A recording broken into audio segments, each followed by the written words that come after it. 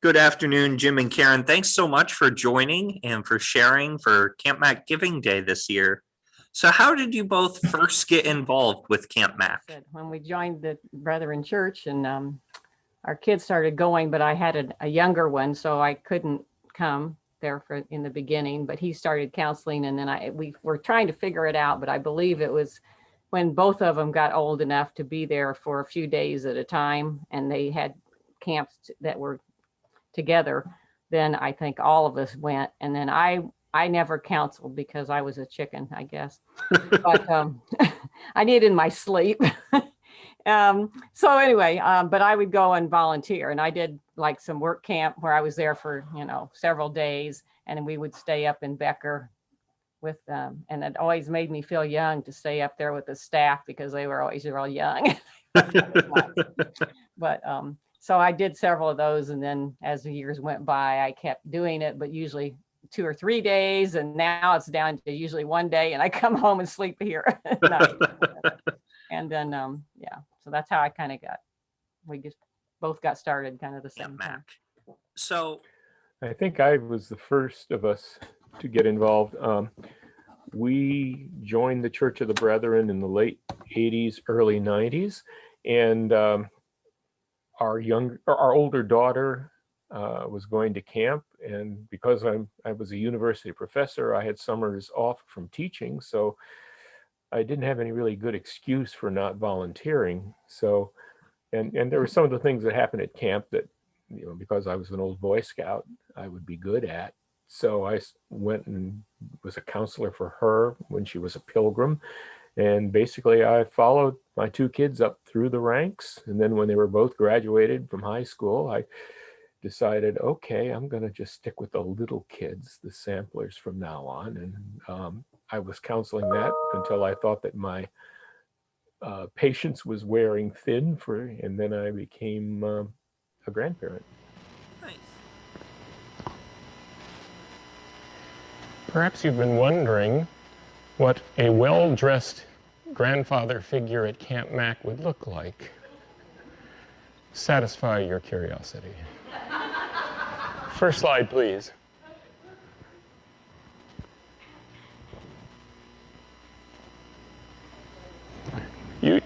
At night you sleep when you're at camp.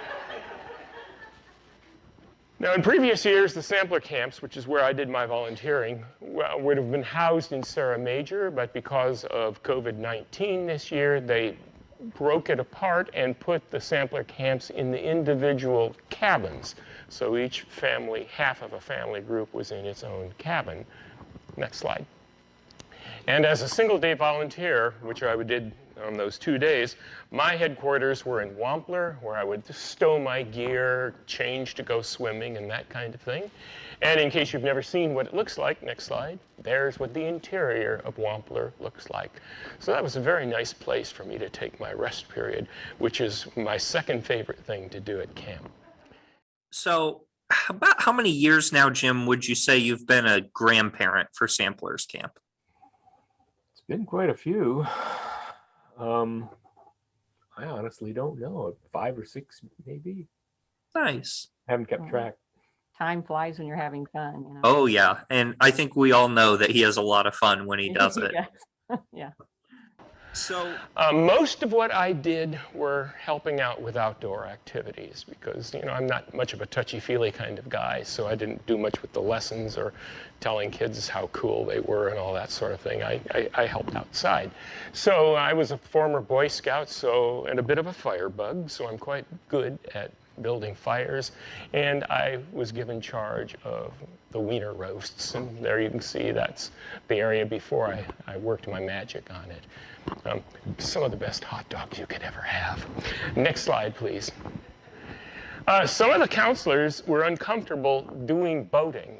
I have no problem with doing that, so I took the samplers out for rowboating. Next slide.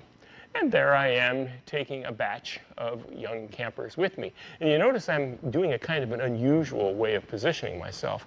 Most people face toward the back of the boat when they row, but I like to see where I'm going. And so I've come up with a way of doing it so that I can face forward. That which has been seen cannot be unseen. Now, I love swimming. That's my favorite thing to do. And what I do is, you know, sometimes the kids are a little hesitant to go into the water. So I had to teach them to go right into the water without. And so I would teach them how to do a roar as they entered the water. It would go something like, like that. And next slide. And there we are, in fact, doing that very thing, running into the water as we roar as loud as we can. And some of the kids really got into this. So with being a grandparent, you get to have a unique relationship and that you're not their counselor, you're not their team leader, you're just there to have fun. So what do you hope that kids come away with a week or a few days of sampler camp experiencing and feeling? Well, I can only comment on what I see my role as being. I can't comment on what they're going to get from their counselors or their family groups or what have you. I think in terms of wanting to make sure that the kids have a good time in a safe environment with an adult who seems to care about them and is willing to give them some time, and try to teach them a few things that will embarrass their parents when they get home.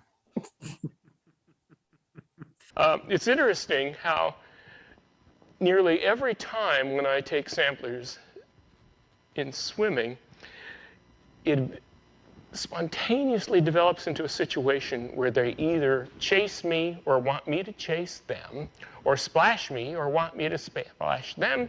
And 90% of the time, by the time swim time is over, I am sitting at the edge of the water while they dump buckets of water over my head. And here I am teaching them a very valuable skill. If you're sitting in the water, and you cup your hands just like this, right, and squeeze real hard, you can make a jet of water go sideways and get somebody else. This was very popular. Almost as popular as dumping water on my head. Okay, next slide. All right, so again, you want, as a grandparent, to have a sense of dignity in front of the campers. You want to model this at all times. And there I am doing that very thing. And remember, as I said at the outset, that which has been seen cannot be unseen. So as you look at now Camp Mac and your years of being involved here, what are some of your hopes and dreams for the future of Camp Mac? You want to go first? Yeah, I guess I would just like to hope and pray that it can stay like a sanctuary, because, you know, over the years, it's when you come in the gate under the arch, it's, for me, there's just a kind of a calming, restful feeling just after you drive off the road and, you know, turn in. It's just kind of like, and I'm hoping that that kind of thing can stay, you know. Of course, the nature around it helps a lot. And the buildings change, obviously, and so do the people. But there's kind of still that feeling like you're way in a different world and kind of away from all the horrors of the regular world, which is kind of nice. Yeah. For me, I want it to survive, which is a real question in these times. But beyond that, if you go there year after year after year, the place kind of gets under your skin and it develops a kind of sanctity for you as an individual simply by the time you have invested with it, the relationships you have made in it, the people you've known. And I would like that to be available for other people well into the future. I really like the idea of people who have the time and ability to go there year after year, because it really kind of takes on a feeling of its own that is almost magical. Nice. Very cool. So do you have any other fun memories or stories from here at camp? I know you have plenty of them, but any that you'd like to share? You know, there have been some memorable experiences. The ones that really stick with me are the ones when you have kids that just didn't seem to be fitting into something, and we're holding back and not doing anything. And when I go there and behave like an idiot, that kind of draws them into things. And so we roar at each other at the beach, and then we run into the water and we do dumb stuff like that. And eventually it seems like, especially during the hour-long swim times, by the time it ends, all the kids are ganging up on me to splash me or dump water on me. And they're just having a good time doing this to somebody who likes to sit there and take it.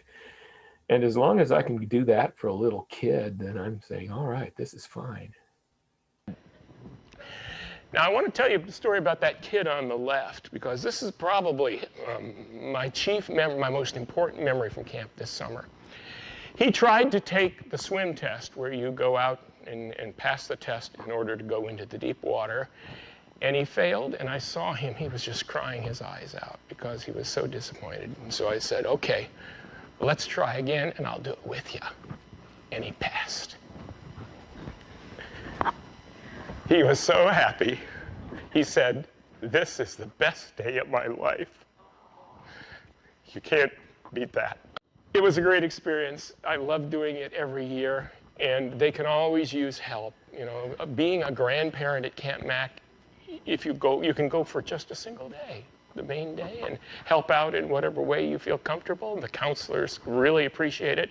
They really appreciated my doing boating and doing campfires, because a lot of them just didn't know how to do that kind of thing. It's great fun. I recommend it, and maybe you'll do it next year. Thank you. Awesome. Well, thank you both so much for all you do for camp and for all that you continue to do. And we look forward to seeing you here soon. All right.